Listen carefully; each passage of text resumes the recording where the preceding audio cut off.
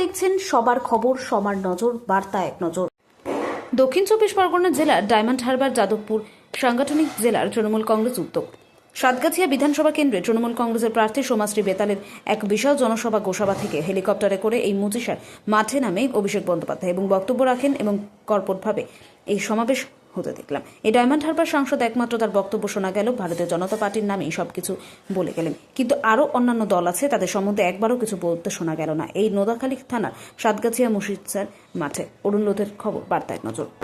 আমি সকলকে অনুরোধ করব, আপনাদের সর্বক্ষণে সুখ দুঃখের সাথী হয়ে আমার সামর্থ্য অনুযায়ী কখনো কল্পতরু, কখনো শ্রদ্ধার্ঘ, কখনো সেবাশ্রয়, কখনো রাস্তাঘাট, জল, আমতলায় বাস টার্মিনাস, প্রেক্ষাগৃহ, এদিকে ডোমারিয়া টু 564 কোটি টাকা খরচা করে জলের প্রকল্প আমরা করেছি।